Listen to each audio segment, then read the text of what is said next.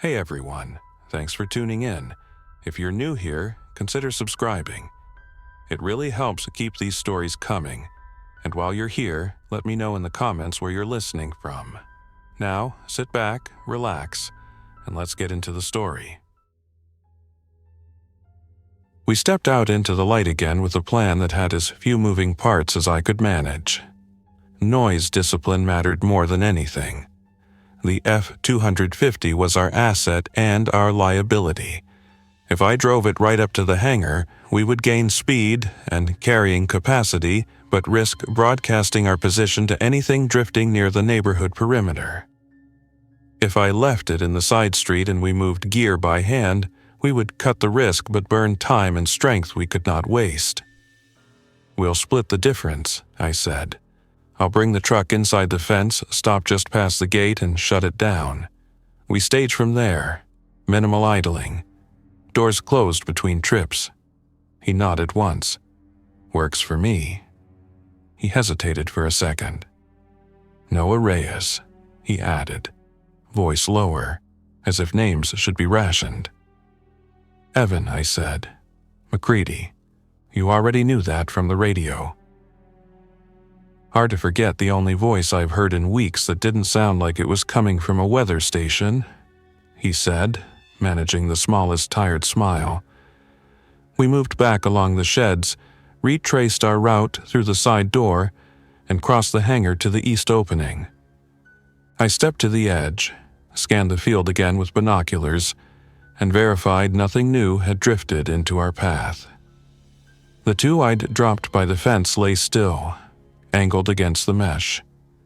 The lane beyond them looked the same: patched asphalt, scattered pallets, a rust line where water had collected and evaporated over and over. "I'll be 5 minutes," I told him.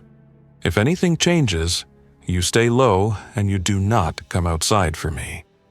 If I don't return in 10, you lock the hangar and you wait until night before making any other decision." He didn't like that, but he didn't argue either. That told me a lot about him. I jogged the inside of fence route back to the cut in the chain link, slid under, kept one knee low on the gravel so my vest wouldn't catch, then moved along the same overgrown bushes to the side street. The F-250 sat where I'd left it, engine cold, a thin film of dust starting to settle again on the hood. I scanned both directions down the narrow lane, listened for anything out of place, and heard only wind working a loose aluminum gutter. The diesel turned over immediately. I kept the revs down, rolled forward with just enough throttle to climb the shallow curb, and aimed the truck nose at the gap under the fence. There was no graceful way to drive a full-size maintenance truck through a low chain-link curl, so I didn't. I left it idling, hopped out, clipped my pry bar under the lowest coil, levered it up another 4 inches, then stacked a pair of discarded 2x10s as ramps to protect the radiator and transmission cooler. The front bumper scraped, but the truck cleared. As soon as I had the rear wheels on the airfield side, I cut the engine and let the quiet settle back into place. We worked in stages. First trip, a quick move to the hangar with no gear, just eyes and rifle to confirm the lane remained empty and the hangar's interior unchanged. Second trip, I brought the truck forward to the place we'd agreed on, 20 meters inside the fence, inside the angle of the now open gate, so we could swing the doors shut quickly if we needed to buy time. Third trip, load out from the hangar to the truck of anything we could not afford to leave behind. Inside the hangar, Noah had already sorted piles with an efficiency that only comes from living with a problem for days. On the left, food and water. REs with date codes I recognized, a dozen sealed bottles, and 2 5-gallon jugs that were half full. On the right, aircraft tools, organized by function. Ignition, fuel, hardware. On the far side, a plastic tote of clothing and basic toiletries. Near the Cherokee, parts and manuals, including a Lycoming O320 overhaul guide printed years ago, pages softened from use. He had circled paragraphs in pencil. He had been troubleshooting for real. I squatted by the open cowl and looked. The cylinders were clean. Harnesses looked intact at a glance. Spark plugs were laid out on a towel in order, so he wouldn't cross them. The starter ring gear had a few scarred teeth, but not enough to explain a complete refusal to start. The starter, Bendix, looked old, but not destroyed. The magnetos were slicks. One had a faint witness mark that didn't line up perfectly with the case, suggesting he had changed timing and put it back where he thought it should be. If the impulse coupling was weak or the timing off, a tired battery could make it impossible to light the mixture. We could spend a day chasing that. We didn't have a day. "I can get her to cough," he said, reading my face. "Not to run. It's not fuel starvation. I checked the strainer and sump, no water. The fuel smells like it should. This feels like spark. I don't have a spare harness and I don't have a test bench to do this right." "Then we don't fly it today," I said. "We secure it so no one scavenges what you might need, and we leave." He didn't argue with that either. He locked the Cherokee the way pilots do when they plan to come back. Panel secured, cowl latch tied so wind couldn't work it free, pitot tube cover on, control lock in place. He taped a note inside the side window with a date, tail number, and "in work, do not disturb." It would mean nothing to the world outside, but it gave him permission, mentally, to walk away. Loading took 20 minutes, food and water first, then hand tools he could not replace easily, then clothing and the flight bag with his handheld radio, logbook, and maps. I took an extra minute at the locker to strip out the remaining .22 ammo and a small bottle of CLP. The Ruger went in the cab floorboard where I could reach it. The shotgun stayed on the sling. I set the tow strap and jack so they were accessible from the rear door. If we had to move something on the way out, it would not be time to dig. We did a last scan from the hangar doors. Heat shimmer danced above the runway. A pair of birds landed and took off again from a crack near an old tie-down. No shapes near the west lane, no sound. "Move," I said. We closed the hangar behind us, just enough that from a distance it would look as it had when we arrived, then trotted the 100 meters to the truck. I had the keys out and the door open before we reached it. Engine came up, the diesel steady. I rolled forward in a walking crawl until we cleared the fence line and the first bend of the service lane. No movement. I brought us to the open gate, turned the wheel to angle the truck through, and stopped long enough for Noah to swing the chain link back to the position we'd found it. With the gate half against the post again, it wouldn't advertise, at a distance, that someone had come through today. On the street side of the fence, the air felt closer. Residential blocks on both sides cut wind and view. I kept speed to a level that let me stop in one truck length. We threaded back to the intersection where I'd killed the engine earlier, rolled past the overturned van, and took the right that put us parallel to the airstrip. From there, the route to the airport was simple in theory and difficult in practice. West to east, using side streets that paralleled Baltimore Avenue, then cutting southeast toward Island Avenue, then to Bartram Avenue, then back to the airport perimeter. I ran the plan out loud so that in case I couldn't drive, Noah could. "If we lose this block," I said, "we go one north and rejoin at the next. If Baltimore is blocked, we parallel until we can cross. If Island is congested, we use 84th. You see a dead end, you say it early. We don't commit the truck to anything narrow without an exit we can reverse into." He nodded. He was already scanning the way a pilot scans a sky with traffic. Left, right, rear, instrument panel, outside again. He kept his right hand low, near the seat edge, not gripping anything that would put his body off balance in a surprise. The first 5 blocks were empty. A newspaper box lay on its side, rusted hinges streaking orange across the sidewalk. A parked car had both doors open, the interior stripped to bare wires. We crossed a small bridge over a creek I recognized from map markings, Cobb's Creek, then rolled a block where wind had carried leaves and grit into a low drift that hissed under the tires. We took an eastbound street that should have connected cleanly through to a larger artery. At the next corner, I saw the problem. 2 delivery trucks had clipped each other in the early days and come to rest bumper to bumper in a V that closed the road. The left truck sat a little lower, one front tire half off the rim. The right had a door open, which told me someone had left in a hurry. The angle was just wide enough that a compact car might make it, but not a long bed F-250. "We back it," I said. "No slow stop, then left and 1 parallel block south." Noah kept his eyes on my passenger mirror to call distance to the burned sedan that had materialized from my blind corner. 2 feet, 1 foot, stop, he said. I turned the wheel, eased forward, and took the left he'd proposed. The grid here was still a grid. That alone made this neighborhood passable. In other parts of the city, road plans twist into shapes that trap anything longer than a bicycle. We passed a grocery with windows boarded, a handwritten sign still taped to a sheet of OSB, closed until further notice. Behind it, a loading dock ramp like a concrete tongue led into shadow. Metal banging echoed once from inside the building, then went still. I didn't brake.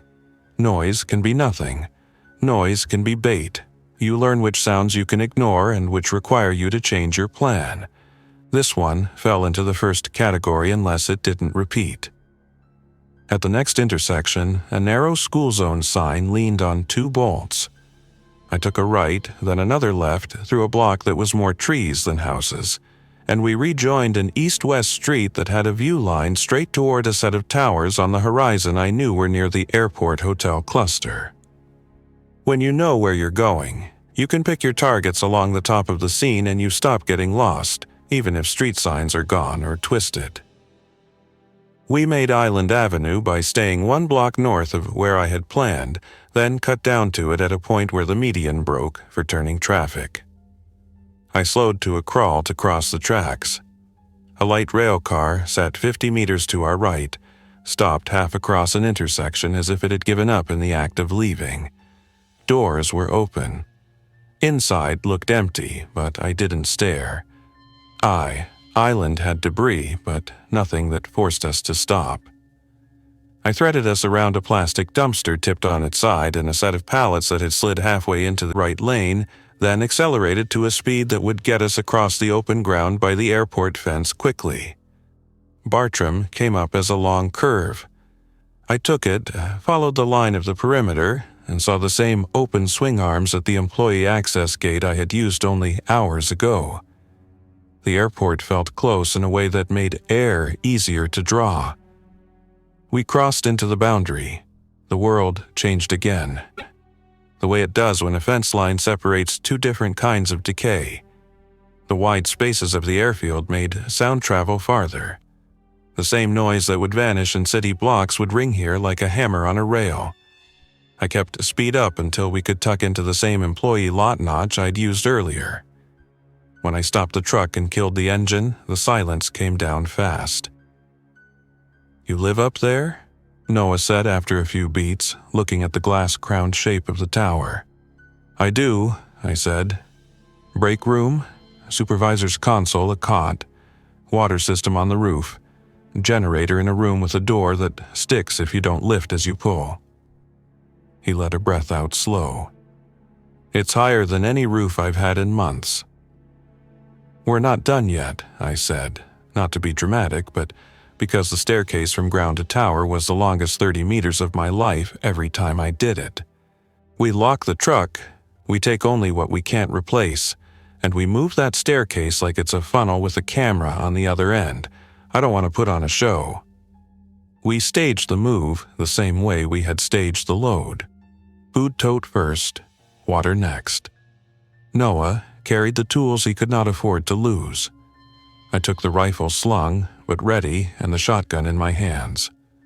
The base door opened under my key. I closed it behind us and turned the deadbolt we had installed after that one time I heard a hand on the push bar from the wrong side. 6 flights of concrete meant 6 places to stop and listen. We did it. Landing by landing, ears on the building's breath. Nothing but the soft mechanical tick of metal cooling and the sound of our own steps made slow enough to be absorbed by the space. At the top, I cracked the tower door and scanned the room I had turned into a life. Tarps still hung true. The consoles sat where I had left them. The coffee machine, long dry and only useful as a shelf, held my coil of tape and a box of nitrile gloves. I motioned Noah in, closed the door, and set the bar I had made from a leftover monitor stand. The weight settled against steel. He took 2 full minutes to stand at the glass and look. People who have been stuck on the ground in a city forget the shape of distance. The tower gives it back all at once. He studied the runways and the dotted line of taxiway lights that had not glowed in months. He looked north at the skyline. He looked east where the river widened. He kept his hands at his sides and his eyes moving. "Sit," I said finally. "Water first. Then a plan." He drank and sat, but he didn't let his posture collapse. He set the bottle down, rested his forearms on his knees, and kept looking at the glass. "I thought I could get the Cherokee out," he said, voice even. Brandywine was gone. Wings Field had traffic the wrong kinds of days. I figured a short hop into empty air would beat the ground. I was wrong about the maintenance I'd need without a hangar and a parts bin. "Your diagnosis made sense," I said. "Mag timing and impulse coupling can ruin otherwise good fuel and compression. Doing it on a ramp, I feel, isn't the way any of us learned." He looked down at his hands, then back up. "You talk like you've spent time doing the other side of this job." "Clearance and ground before the world changed," I said. "Taxi routes, runway crossings, reading students their scripts when they got flustered. Enough exposure to maintenance to know my limits. Enough generator time to run frequency checks. Not enough everything." He nodded once and let himself lean back. "What's the security here?" I laid it out so there would be no illusions. Perimeter doors at base locked. Stair landings clear, no cameras, no motion sensors that work. I drape the glass to keep light from leaking at night. I run the Cummins only when I have to. Charge the radios. Cycle freezers in the ARFF kitchen every 3 days so food doesn't go bad. Run tests on the VHF so I can call out on guard and listen on the approach frequency. Most of the time, the breaker panel sits quiet. I cook with a small stove. Water on the roof filters down. I boil anything I drink from the catchment. Batteries for flashlights charge when the generator runs. There's a set of solar panels on a portable light tower by one of the construction zones I've thought about stealing, but moving it will be an event. "An event," he repeated, "meaning everyone within a kilometer will know what you're doing." "Exactly." We ate, the practical way people do who are too tired to perform the act of eating. A spoon at a time, no conversation to force it. After, we spread his map on the supervisor's desk next to my laminated terminal chart. He had marked the same neighborhoods I avoided with an X. He had circled a few spaces that I knew were empty lots with clear lines of sight. He had drawn a box in pencil around the riverfront far to the south. "What's that?" I asked. "Port of Wilmington," he said. "I heard a voice on 121.53 weeks ago. Weak. Female. She said Wilmington Port and Dock 6, and then the carrier came up and she was gone. No other calls. Could be a ghost. Could be a recording someone hit by mistake." It stuck in my head. I looked east toward the part of the river where the channel swings and container cranes rise. On a clear day in the old world, you could sometimes see a ship nose around the bend. I hadn't seen a moving ship in months. The idea that anyone was operating at a port farther down was the kind of hope you don't say out loud unless you have something to attach it to. Could also be a tug with a working radio someone left on, I said evenly. Could be a person and a place, could be bait. We don't have enough to discount or pursue, not yet. He accepted that. He wasn't here to sell me a fantasy, he was here because he had nowhere else to be that was defensible. First decisions are today, I said, bringing the focus back to what we could control. We have more food and another set of hands. We can expand what we do from here. The risks that come with that are decisions we make together. This is still a height with a narrow door. Understood, he said. We did an inventory the way you do in places that matter. Everything out on the floor, counted, categorized, put back in a way that meant it could be found in the dark. Water, food, medical supplies, clothing, batteries, ammunition by caliber and type, tools, rope, tape, lighting, fire suppression, radios and spares. The numbers were better than my worst case and worse than I wanted. We could last 2 weeks without going downstairs if nothing broke. The generator would run a few hours a day for 20 days before I had to think about fuel deliveries from the ARFF tanks or from the maintenance yard where the diesel equipment lived. Getting that fuel into the generator without a transfer pump was possible, but slow and obvious. Noah leaned a shoulder into the doorway and looked down the stairwell. "You got a plan in your head for a breach?" he asked. "I do," I said. "We fall back to this room. I bar the door. We work the stairwell from the top down with one person managing the reloads. We don't take a fight outside the door unless we have no choice. The goal isn't to clear to the ground. It's to make them lose interest and drift. That's worked every time so far." "How many times is every?" 3 in the first month. None in the last 2. The sound of the generator used to pull movement toward the base. I stopped running it at predictable hours. He nodded. "Good." We established a radio schedule. 8 o'clock, 12 o'clock, 18 o'clock on 121.5 to catch any guard traffic. 8:10, 12:10, 18:10 on the old tower frequency to throw a call into a space anyone who used to fly here might scan. 15 minutes maximum. No conversations that ran long. Polite, precise phraseology so there was no doubt what we were and what we were not. We would not promise rescues we could not deliver. We would not advertise supplies. We would make it clear that the tower was occupied and that we had eyes on the field. At 18 o'clock, we made the first call together.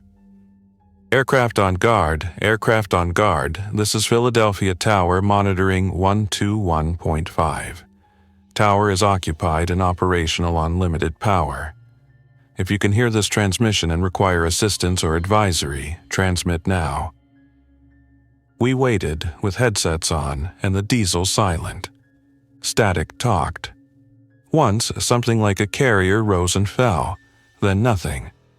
We signed off and wrote it down in a notebook with the date. That night, the tower changed in the way spaces change when another person moves into them.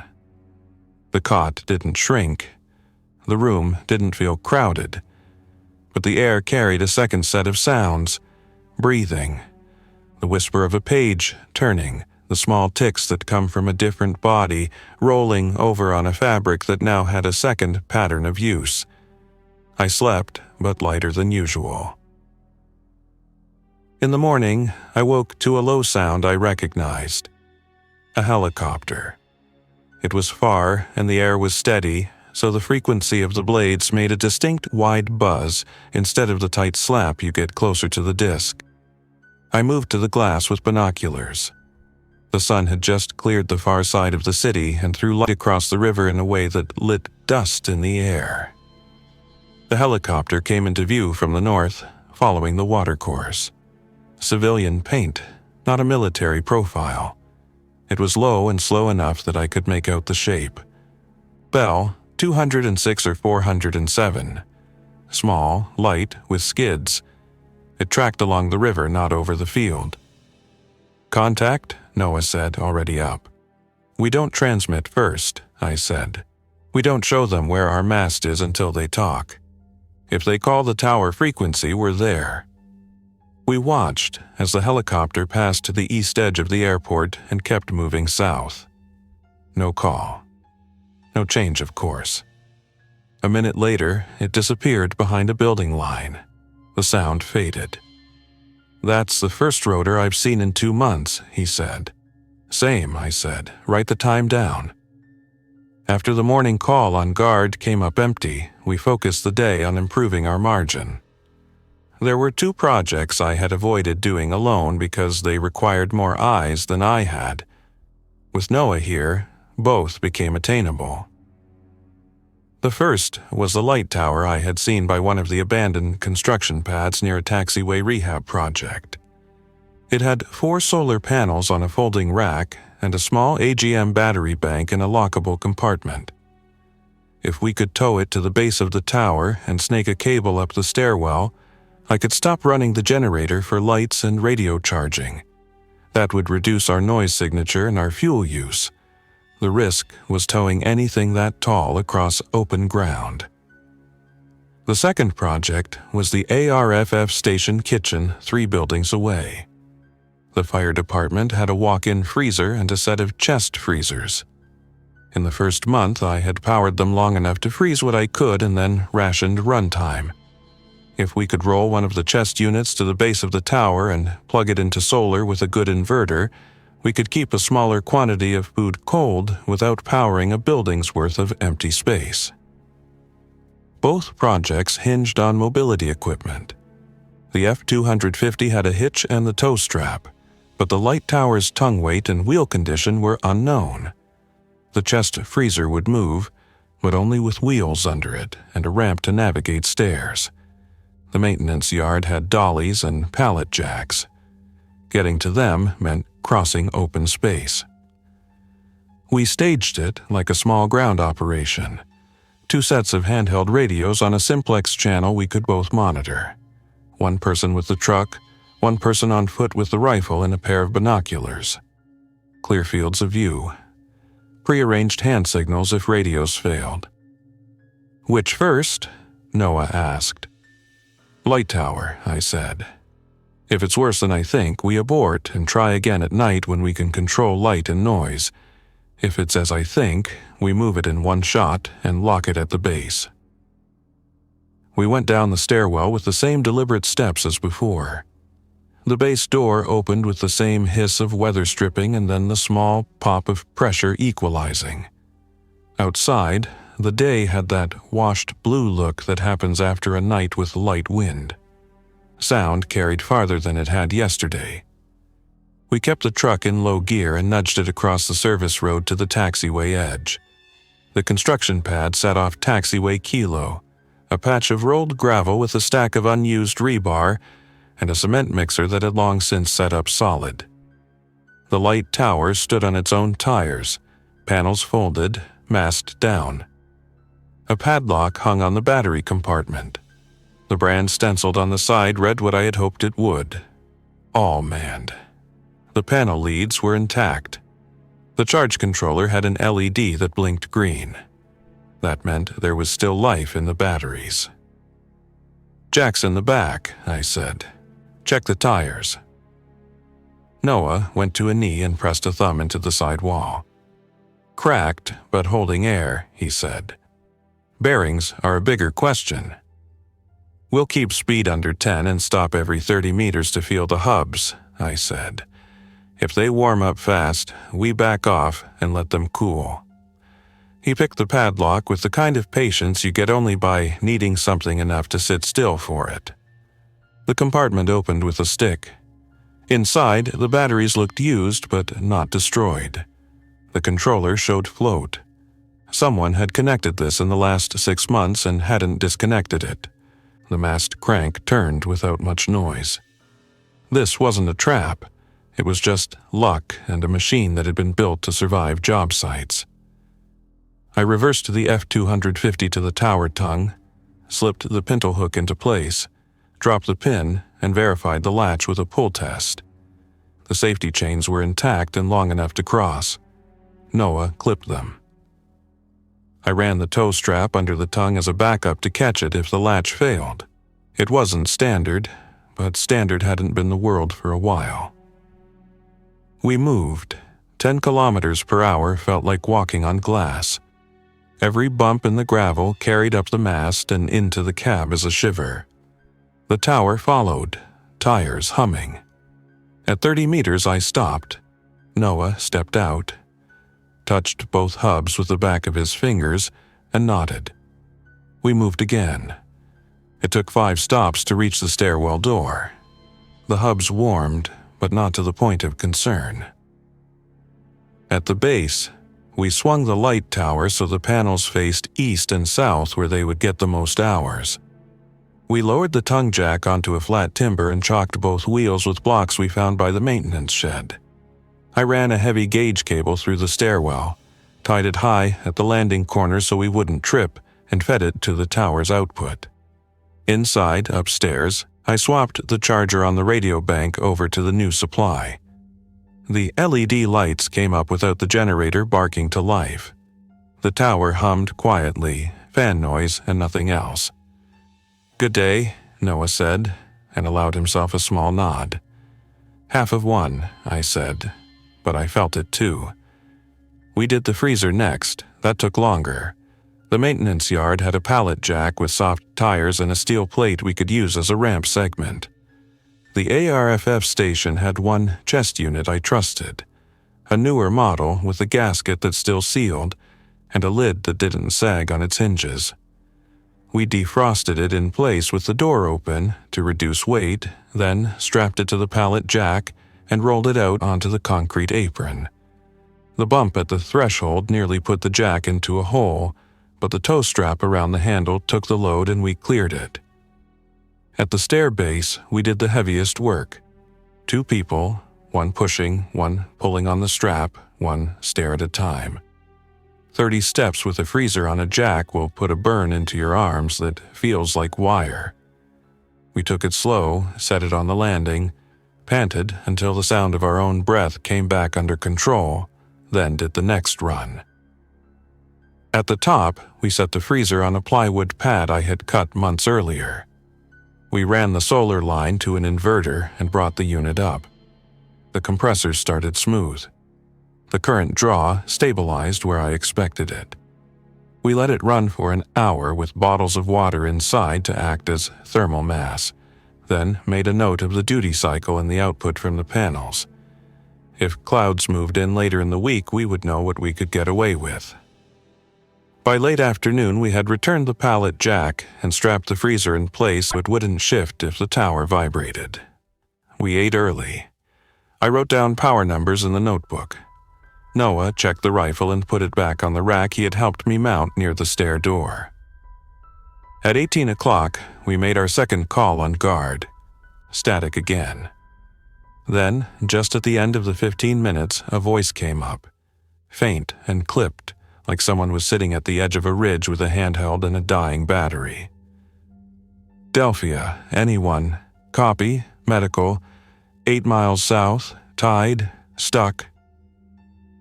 I leaned toward the VHF and kept my voice the same on purpose. Calm, clear, no panic to feed. "Station calling Philadelphia on guard. Say your position again and repeat your request. You are weak and broken." A pause. Then, "Barge, church steeple, fuel dock, rising." The transmission cut like a hand had gone over the mic. Then nothing. Noise again. I wrote the words down exactly. Barge, church steeple, fuel dock, rising. "Fuel dock," Noah said, scanning the map. "Church steeple could be anywhere around here." "Not anywhere," I said. "Fuel dock on this stretch of river narrows it. Essington and Tinicum have small marinas. Farther south, Marcus Hook has terminals, but those aren't the kind of place you call a dock when you're on a handheld. Closer, there's a fuel dock at West End Boat Club near Essington. There's a church steeple 2 blocks in." "Barge on the tide could have drifted and grounded," he said. If they're stuck and water's rising on the deck, they might be losing the usable part of their boat. It's a guess, I said. It's also the only one we have. He didn't say, "We have to go." He looked at the light outside and the angle of the sun. "Not tonight," he said. "We don't run the riverside after dark." "No," I said. "We go in the morning with the truck and the tow strap, see what we see from the levee, and decide from there." We wrote the plan and the time on the board I had kept since day one so that there would be no confusion in the morning if sleep was thin. Gear lists, rolls, routes, alternate routes. Codes for radio that didn't say, in plain language, exactly what we were doing. The less we spoke in words that sounded like a grocery list, the better. Sleep came fast, the kind that falls in when a plan is on paper. I woke once at 0200 to the sound of wind moving one of the tarps. I got up, retied the corner, checked the door bar, and lay back down.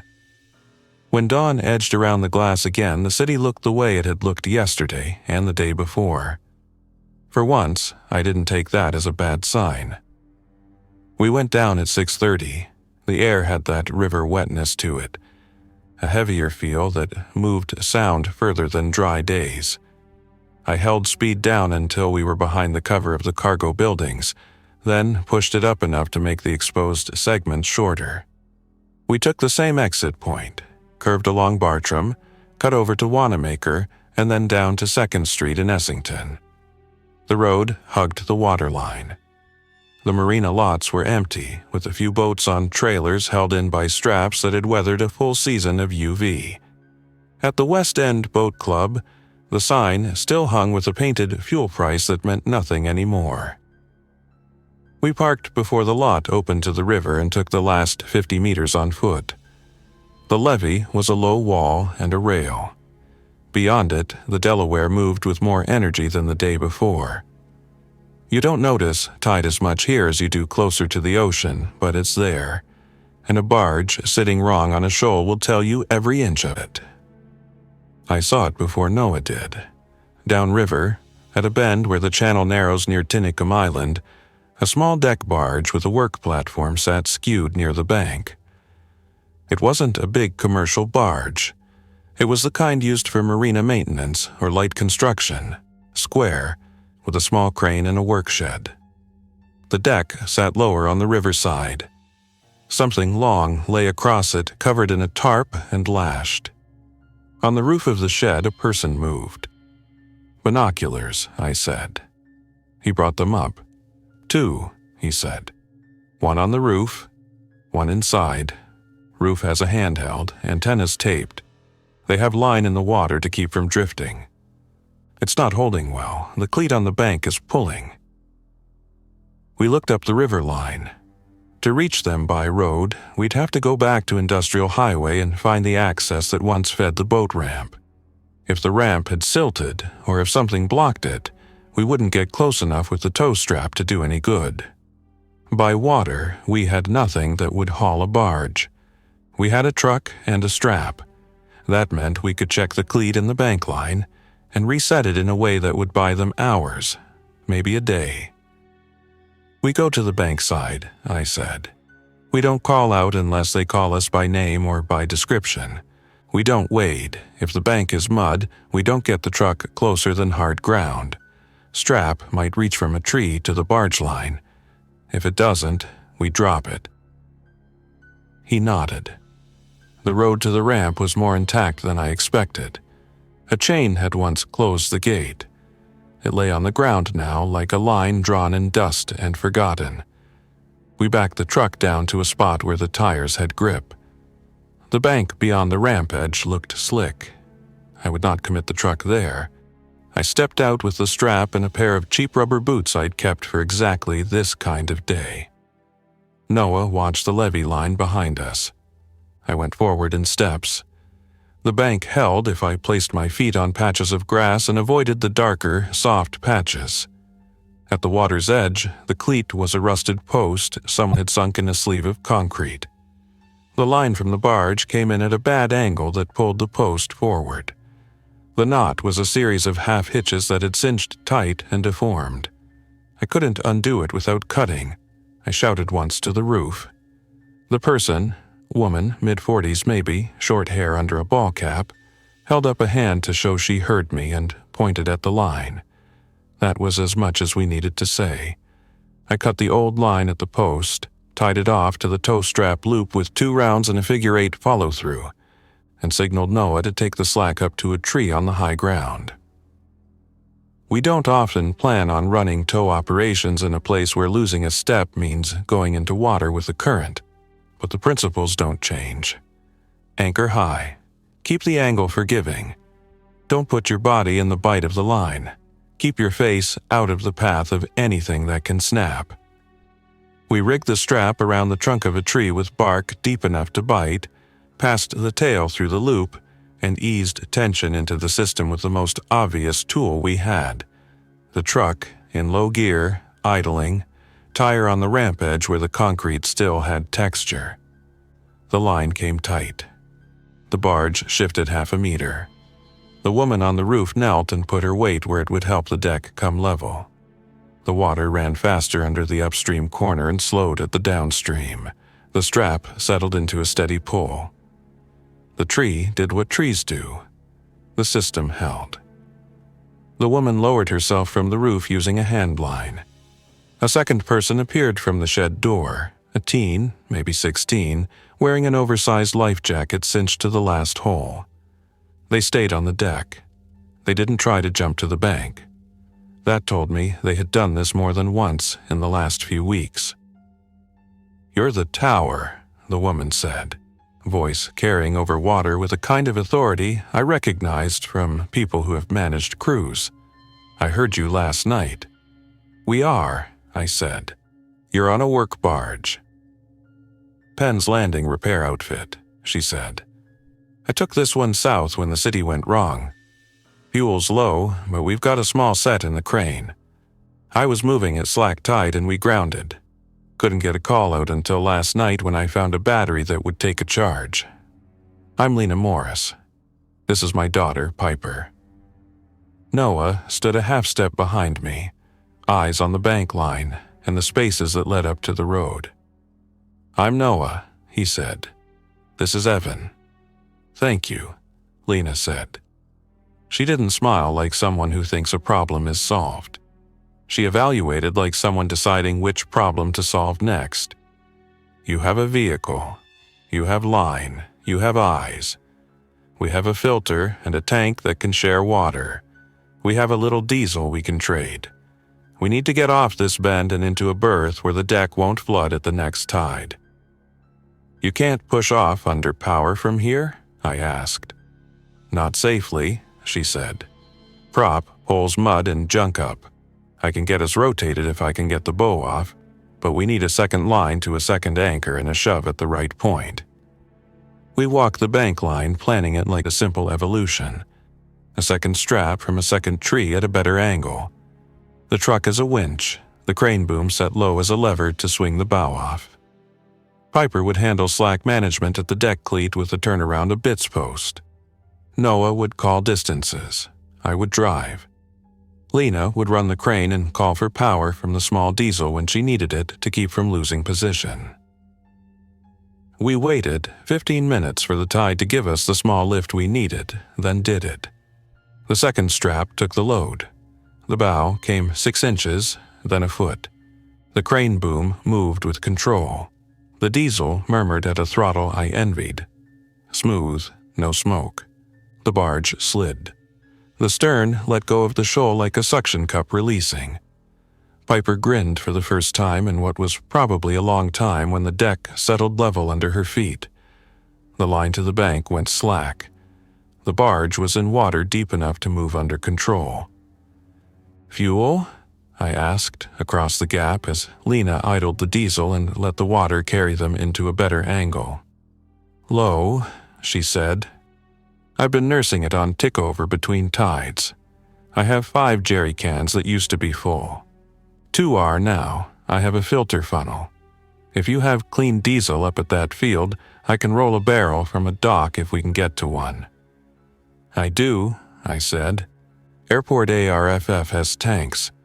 It's a haul to get a barrel to the river, but we can do this another way. If you can make Hoban's Park dock on slack, I can bring 5 cans to you. We'll do it at midday when the river isn't trying to take the world with it. She nodded. I know the dock. Dock cleats are rough, but they'll hold. 13 o'clock? 13 o'clock, I said. On guard 10 minutes before and after. She raised one hand in acknowledgement and turned her head to Piper. You keep that life jacket on until your feet are on something called land. Yes, ma'am, Piper said, tone that only daughters of certain mothers have mastered. We made the run back in a way that felt lighter than most runs without making us sloppy. We didn't stop at the marina to look for trinkets. We didn't add targets because we felt good. We went back to the airport, to the ARFF station, to the place by the tanks where the fire crew had left a hand pump and a siphon. We filled 2 jerry cans. It took longer than it used to take at a pump with a card. We stopped at 4 because the weight would make managing the dock easier and because 2 people can only carry so much with control. We staged them in the truck bed, tied them so they wouldn't slide, and ate enough to keep from being stupid on the second leg. At 12:45, we were at Hoban's. The dock had survived the season. Boards were gray and cupped. Cleats were bolted but had rust blooms. The barge came in like someone who had spent years moving mass in currents. Angle right first, then power against drift, then settle parallel and let the line to the cleat finish it. We made it clean. The transfer went fast. Filter funnel caught what needed catching. Diesel smelled like diesel. The gauge on the barge's tank came up slowly and then steadied where I would have felt better with one more can. There are lines you draw and lines you adjust. This one I adjusted for the sake of keeping the dock evolution quiet and short. Do you have a place you go that is not the middle of the river? I asked when the cans were empty and the filter was draining. South of here, there's a cut behind a small island where the current is slower and the bank is clean, Lena said. If I anchor bow and stern there, I can ride 2 tides. If I try to take the channel with little power, I'll get rolled by something I don't see until it's on me. Then you take the cut, I said. We'll call at 1800 again. If you hear us, answer. If not, keep your radio off most of the time and use it in 10-minute windows. You'll save your battery. Copy, she said, like we were back in another life. She looked past me at the flatland where airport lights would have been. You 2 up there alone? For now, I said. I'll be on the river when I can, she said. I can move things. I can't promise people, not without more fuel and more eyes. We were not making deals. We were establishing the possibility that there would be days when one problem could be moved to another place with less pain. Back at the tower, we logged the evolution. Time off the field. Time on the dock.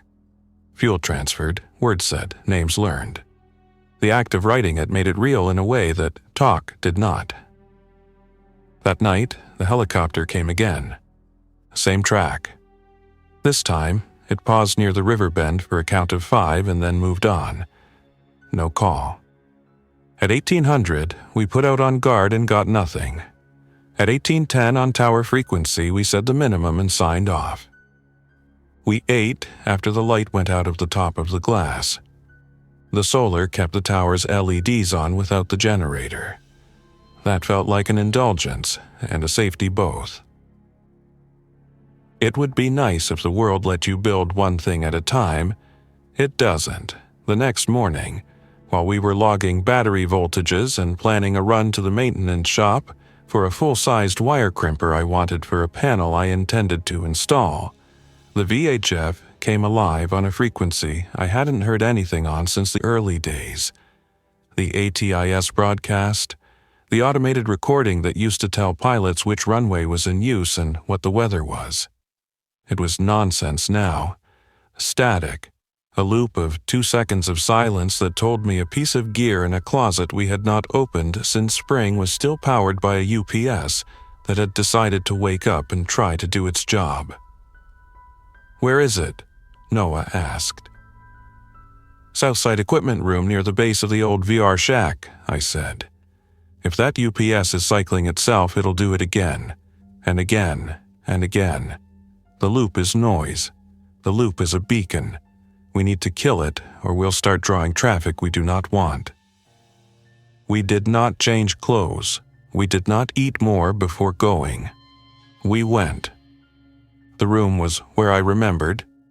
A concrete block space with a steel door and a louvered vent that let air move. The padlock had been cut months ago. The door stood open 2 inches. Inside, a rack hummed.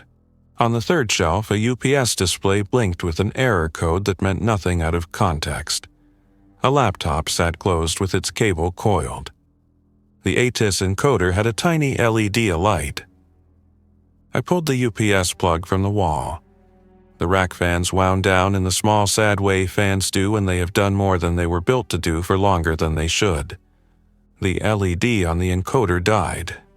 The room grew still in a way that made my shoulders lower. We stood there for another minute, making sure nothing else would come back up on its own. It didn't. On the way back, we took the long path around the base of the tower so that we could check the tripwires I had set months ago on the service door and the low vents. The flags of tape on the lines hadn't moved. The dust on the concrete showed our own prints and nothing fresh.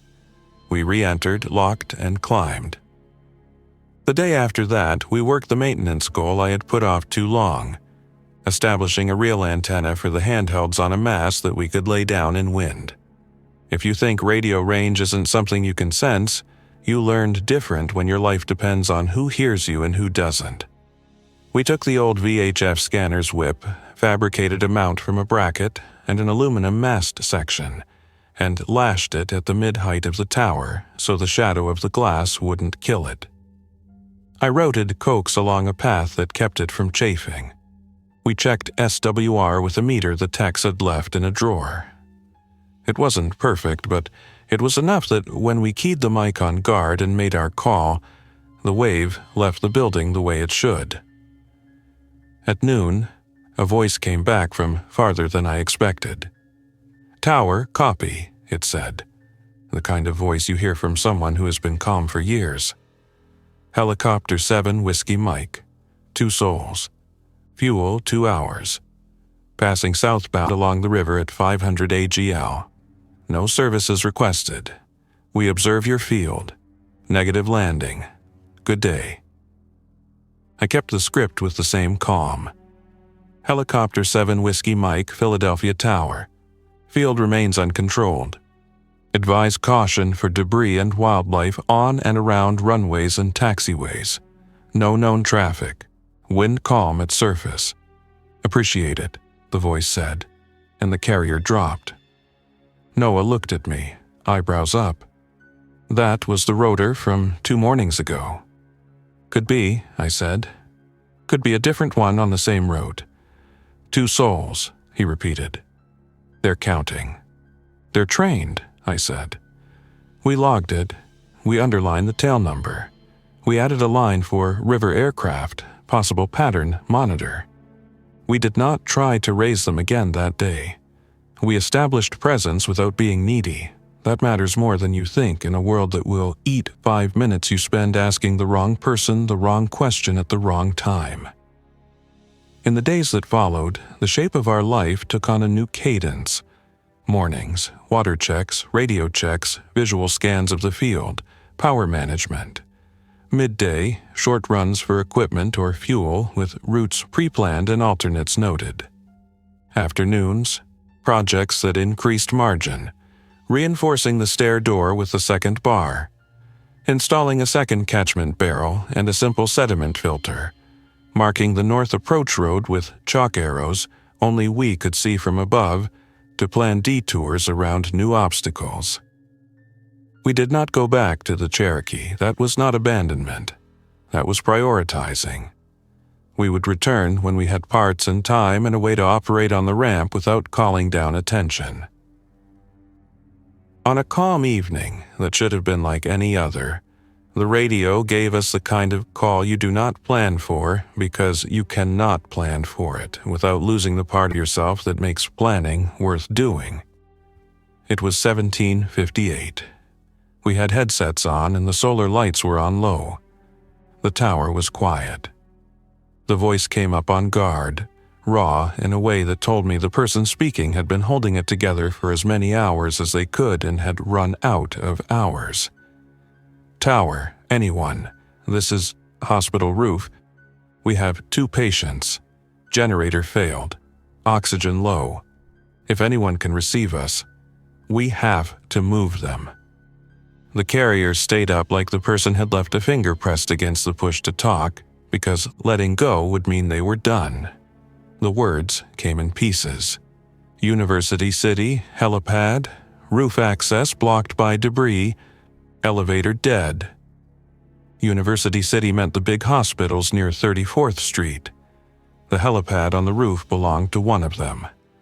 In the old days, medevac helicopters came and went from there every day.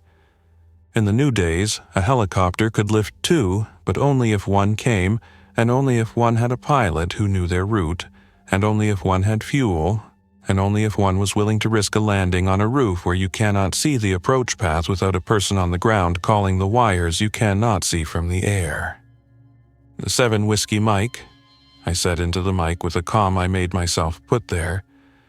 "Philadelphia Tower, if you copy, we have a medical request at University City helipad. 2 patients. Power failure. Rooftop access compromised. Advise if you can accept or if we should assist alternate." There was no immediate reply. The person on the hospital radio kept breathing into the mic. You learn to hear breathing on the air the way you learn to hear footsteps outside a door in a quiet building. Static gives it a rhythm. A full 30 seconds later, the helicopter's voice came up. "Tower, 7 Whiskey Mike, we heard. Fuel now, 1 hour 30. Crew of 2, we can attempt 1 landing. We have no hoist, we require rooftop surface clear. We will not hover for more than 15 seconds. If you can get eyes and call winds and obstacles, we'll try once." I looked at Noah. He looked at me. We didn't say the part where the fastest route from the tower to University City crosses corridors with more unknowns than we could count. We didn't say the part where 1 attempt means 1 attempt. "We go," Noah said. "We go," I said back. We moved with a pace that was not a run and was faster than a walk. Gear for a city roof and a street-level problem is different than gear for a hangar. I took the radio with the external microphone and a backup battery. I took a set of road flares even though I hate them because their smoke makes air tell you what wind is doing at surface level in a way flags won't in tight spaces. I took the Ruger and a small coil of rope with a carabiner for quick tie-offs. Noah took the shotgun and a pack of medical basics, bandages, a portable oxygen bottle we had scavenged, a tube kit neither of us wanted to ever have to use, but both of us knew might buy a person a few minutes. We drove an outer route that gave us bridges that were still intact and streets that still had lines painted on them. We avoided the obvious approaches. We cut through a block that had been closed for construction in the old world, and now gave us a lane no one expected anyone to use. We hit University Avenue from the south and brought the truck to a stop 2 blocks from where the helipad ladder door came down to the ground building. We took the last distance on foot with our eyes up. At the base of the hospital, the world had the feel of a place that had worked at full tilt and then stopped. Paper notices taped inside windows. Wheelchairs stacked in a way that said someone had tried to be orderly and then had to be fast. The stairwell to the roof was blocked by a fallen electrical conduit and a set of ceiling tiles that had given up. It wasn't impassable, just slow. We moved what we had to move and climbed until the heat of a day stored in concrete came out of the walls like a reminder that seasons still existed. The roof door opened against something. It was a plastic rolling bin. We slid it aside, stepped into light, and took in the helipad painted H perimeter lights dead, no loose objects. Windsock on a short mast. It hung limp. I keyed the radio. A 7 Whiskey Mike tower. We have eyes on the pad. Winds calm at surface. Obstacles. Antennas at the northeast corner 5 meters high. HVAC units along north edge. Approach from south is clear. Pad is clean. You are cleared to land at your discretion. Copy, the pilot said. 2 minutes. On the far side of the roof, 2 people appeared with a wheeled stretcher and a set of portable tanks. One was the voice from the radio, a woman with tired eyes and that triage calm you see in ER charge nurses. The other was an orderly, younger, moving with deliberation. The patients lay under blankets strapped to the gurney. They were conscious. One had the pale look of someone who had been on oxygen for hours and was running out of it. The other looked better, but not good. 2 only, the nurse said. That's all they'll take. We didn't talk about triage. They had already made that decision a dozen times in the last week. I lit one flare and held it low at the edge of the pad to give the pilot something that showed the wind and a bright reference point. The helicopter came into view, and then into sound, and then into downwash. It was a Bell 407 with a paint job that had been done before the world changed. The pilot put it down like someone who had done it 1,000 times. Skids touched. Doors opened. The crew chief stepped out and took the head of the gurney. The nurse handed off with a professional economy that made me feel better about everything for the first time in days. 15 seconds. The pilot said into a microphone. None of us could hear, but all of us could feel in the way the crew moved. They were airborne in 12. The helicopter went south. The roof went quiet. The nurse stood with her hands at her sides for a full 10 seconds and then let her shoulders drop an inch. "Thank you," she said. "We'll be fine." I looked at the door we had moved and the stairwell we had cleared. "Do you have water and a way to keep the generator from cycling itself to death?" "We do now," she said. "We didn't yesterday." "We'll call at 18 o'clock, I said. "If you need an ear, use guard for 10 minutes before and after. Keep transmissions short." She nodded and disappeared down the stairwell with the orderly. You don't stay on a roof after a helicopter leaves. You go back to the work. Noah and I took a slower route back to the truck to avoid the kind of contact that comes when sound has been made up high. We made it without breaking into a run once. At the tower, we wrote it down like we wrote down everything else. The days after that brought the kind of work that doesn't sound like a story when you tell it, but is the entire story if you're the one living it. Filter changes, coil replacements, a move of the light tower 5 degrees to get more winter sun, an inventory of fasteners because running out of the right bolt turns an hour job into a day. We did one more resupply to Lena's barge, this time at a different dock, with a better fender angle and a shorter walk from the truck. We heard 7 Whiskey Mike twice more, once moving north, once moving south, both times professional and brief. We heard nothing from the Cherokee because the Cherokee didn't have a voice until we gave it one. One night, when wind pushed against the tarps and made them bow, Noah sat at the supervisor's desk and sketched the magneto-timing diagram from memory. He talked through the process he had done on the ramp. Pull the plugs, find top dead center on number 1, align the timing mark on the case, set the magneto to fire at the right degree before TDC using the timing pin, then tighten and check with a buzz box. He had done all of that with a multimeter and a flashlight in his mouth. He wanted a buzz box. I wanted a test bench. We had neither. We had hands. We had time if we made it.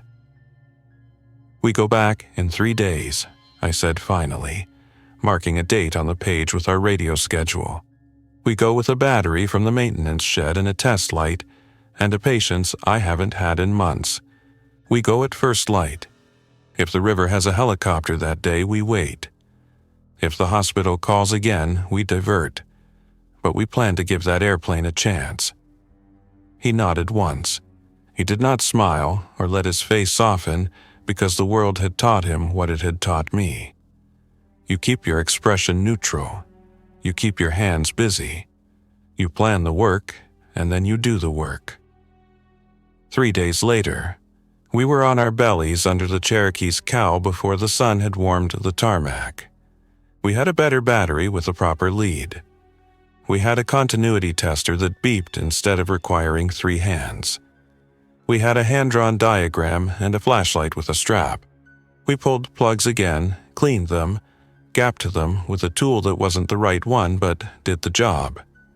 We set the magneto with the timing pin in the hole instead of guessing. We checked the impulse coupling with a slow rotation of the prop until the click came where it should.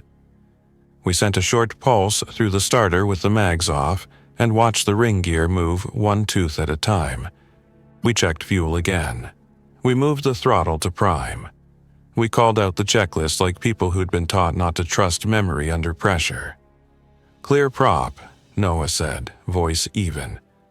"Clear," I said, standing where I could see the arc and nothing else. He pulled through twice by hand to be sure we were where we should be. Then he climbed in, set mixture rich, throttle cracked, mags to both, master on, fuel pump on momentarily to charge the lines, then off. He pressed the starter button with the kind of pressure that lifts or drops a day. Nothing happened for 2 full seconds that felt like longer than 2 seconds are supposed to feel. Then the engine coughed once. He let the starter rest. He tried again.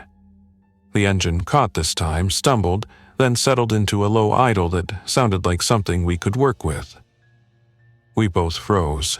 Not because we were afraid to move, but because you freeze the first time a thing you've been working on starts. He watched oil pressure. It came up. He watched EGT. It ticked. He reduced mixture a hair until the idle smoothed. He let it run just long enough to know it would keep running, then shut it down to stop the noise from drawing eyes. We looked at each other across the cowl over the top of the engine.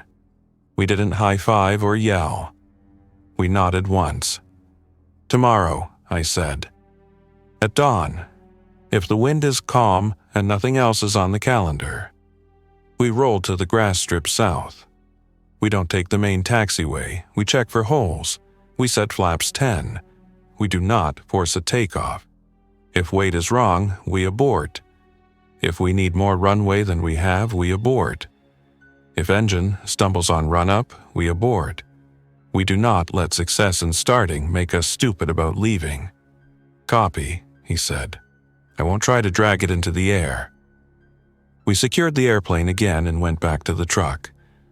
On the way out of the gate, I saw movement far down the street that could have been wind pushing a loose sign and could have been someone watching. It didn't come closer. We didn't invite it by slowing down. That night, we wrote a checklist in block letters on a piece of cardboard torn from a box so that if adrenaline changed our brain chemistry in the morning, we would still follow steps with our eyes.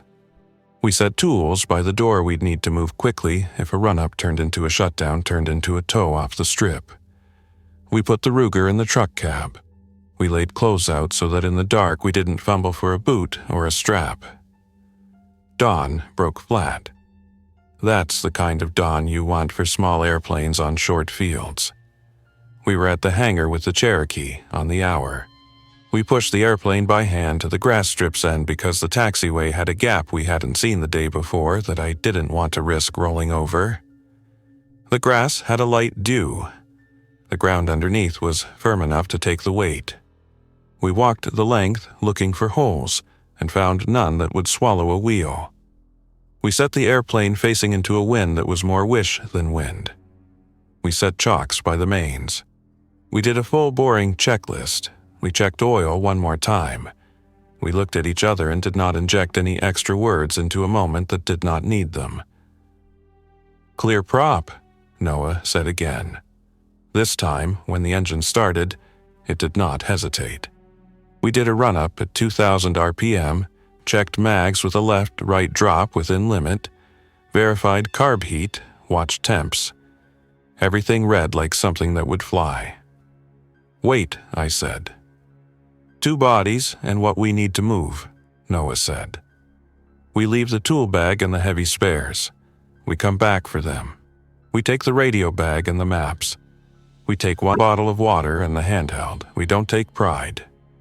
We pulled the chocks. We turned the airplane onto the center line we could only imagine from the way the grass lay.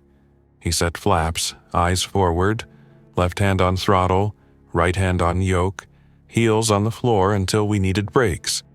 I stood to the side of the strip at an angle where I could see the first third of the run and where, if something went wrong, I could wave him off in a way he would see without looking for me. He rolled. The sound of the engine carried across the strip. The airplane moved, slowly at first and then faster as drag gave up. The tail came up. The main wheels bumped over a patch of uneven ground that we both had seen and both had decided was small enough to accept.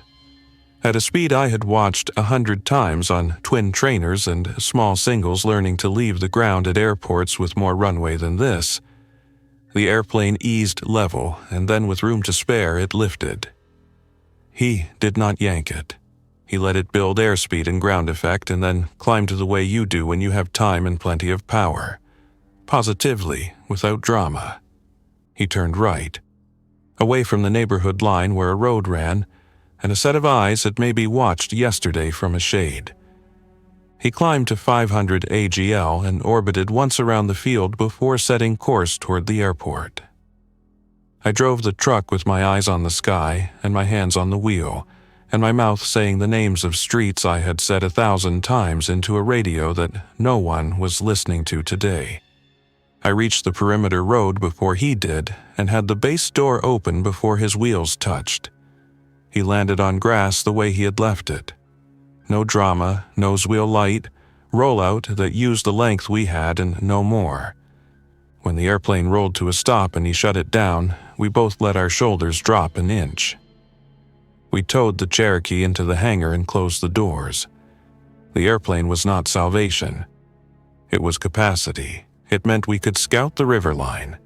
It meant we could move parts. It meant, on a day when someone on a roof said a set of words we could not ignore, we had another way to be the kind of people we had decided to be without saying it out loud. That afternoon, at 18 o'clock, we called on guard. Lena answered on the 10 after and said the barge had held in the cut and that she had seen the helicopter moving north with the sun behind it. The nurse did not call. That meant nothing and everything. 7. Whiskey Mike did not call either. We wrote down no contact and a note to adjust the antenna angle 2 degrees because I was never satisfied with radio unless I was hearing exactly what I needed to hear. As light faded, Noah stood at the glass with his hands in his pockets and looked at the runway that had not seen a scheduled airliner in months. He did not say he missed noise. He did not say he wanted the old world back. He did what people who are going to make it do. He looked at the thing we had in front of us. Then he turned back to the desk and wrote down the plan for the next day in block letters so that in the morning we wouldn't have to remember details with sleep in our eyes. "Tomorrow," he said softly, "we check the ILS shack and salvage anything we can for connectors and cable. Then we fly a short pattern west and verify what the river looks like from above. Then we come back and don't get clever. Then we eat," I said, "and we breathe, and we repeat it until we can do it with our eyes closed, and then we change it because doing anything with your eyes closed here gets you hurt." He nodded once. "Copy." I pulled the tarp corner tight against the glass and tied it off. The knot sat square and the line didn't slip. Outside, the last light went out of the windows of the city. The tower was a dark shape against a darker sky. Our lights were low, our radios were quiet. Our plan was simple. That is how you live in a place that should have killed you and hasn't yet. Thanks for listening. If you enjoyed this story, don't forget to like and subscribe. Your support keeps these creepypastas coming. Until next time, stay alert, stay safe, and never ignore the feeling that something is watching.